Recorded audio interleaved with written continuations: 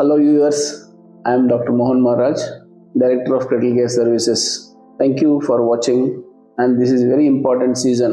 ఎండాకాలం తీవ్రంగా ఉంది. అందరూ జాగ్రత్తగా జాగరూకతతో ఉండాలి. ఏంటంటే చాలామంది చిన్నపిల్లలు, పెద్దవాళ్ళు హీట్ స్ట్రోక్ అంటే వడదెబ్బ అనేది మనిషి ప్రాణాంతకమైంది. ఇంతకుముందు కంటే ఇప్పుడు గ్లోబల్ వార్మింగ్ వల్ల చాలా ఎక్కువ టెంపరేచర్ ఉంటుంది. మన బాడీ టెంపరేచరు హోమియోథర్మిక్ మెకానిజం వల్ల మనందరం మెయింటైన్ చేయగలుగుతున్నాం. కానీ బయట ఉన్న టెంపరేచర్కి బాడీ తట్టుకోలేక హీట్ క్రాంప్స్ అని కానీ, హీట్ ఎగ్జాషన్ అని కానీ, హీట్ స్ట్రోక్ అని కానీ వస్తుంది. అది తెలుసుకోవడం చాలా అవసరం.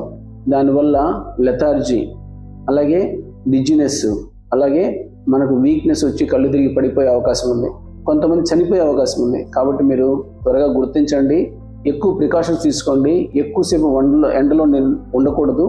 వాటర్ ఎక్కువ తీసుకోవాలి. సోడియం తగ్గకుండా ఉండాలి. సో బ్రెయిన్ మనకు వామిటింగ్స్ ఇలాంటివి వచ్చినప్పుడు వెంటనే జ్వరం ఉందా లేదా చూసుకొని రెస్ట్ తీసుకోవచ్చు. హీట్ క్రాంప్స్ అంటే మజిల్స్ సోడియం తగ్గడం వల్ల క్రాంప్స్ రావడం, కంట్రాక్షన్ అవ్వడం. హీట్ ఎగ్జాషన్ అంటే సడన్గా మనకు సర్క్యులేషన్ బ్రెయిన్కి తగ్గిపోయి కళ్ళు తిరిగి పడిపోవడం. అప్పుడు కింద పడుకోబెట్టి రెస్ట్ ఇస్తే ఇంప్రూవ్ అయిపోతారు. కానీ అన్నిటికంటే మహమ్మారి డేంజరస్ ఏంటంటే హీట్ స్ట్రోక్ అంటే వడదెబ్బ వల్ల చనిపోయే అవకాశం ఉంటుంది. సో అందుకోసమని అలాంటప్పుడు మనం వెంటనే టెంపరేచర్, మన బాడీ టెంపరేచర్ కాలుతూ ఉంటుంది, స్వెట్టింగ్ ఉండదు. నార్మల్గా హీట్ క్రాంప్స్లోను, హీట్ ఎగ్జాషన్లోను స్వెట్టింగ్ ఉంటుంది.